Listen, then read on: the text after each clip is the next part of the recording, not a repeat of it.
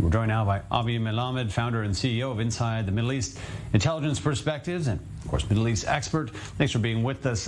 Israel and the UAE apparently boosting ties, but is this increasingly fueled by the growing threats from Iran and elsewhere in the region through Yemen?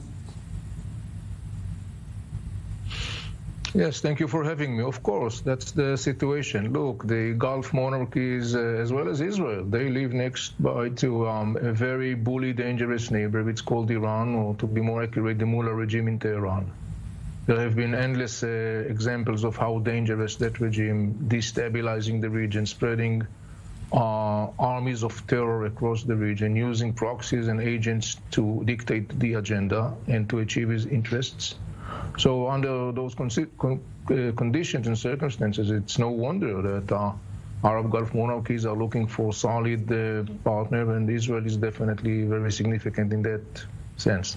Now, what can you comment on the unique positioning of the United Arab Emirates, walking an apparently fine line between this growing alliance with Israel and maintaining an active relationship with Iran? Is this getting increasingly difficult? No, it's not contradicting. The Gulf monarchies, the Arab Gulf monarchies, constantly says to Iran, look, we are neighbors, and we want to have a good neighborhood relationship. We just want you to stay out of our business, and we just want you to stay out of business of Iraq, Syria, and Lebanon.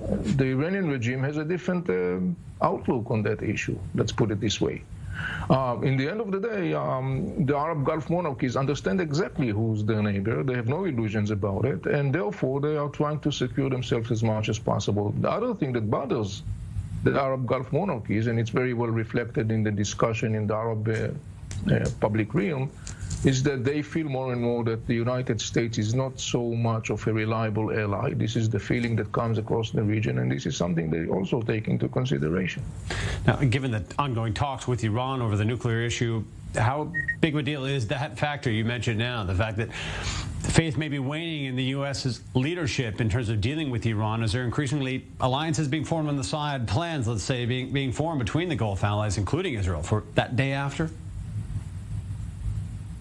Among other things, we have to remember there is a new player in the region, rising power, China. Russia is also deepening its presence and hold in the Middle East. The Middle East is totally going through this transforming shape. One of its aspects is the declining of the Western hegemony in the region. And as part of this whole restructure of the geopolitical landscape, we witness, and we will witness more, the restructure of geopolitical alliances of regional players and factors. One of the reasons for that is, as I said before, the growing understanding, at least within some major players in the region, that we are witnessing this totally dramatic strategic shift in the region. Avi Melamed, thank you for being with us.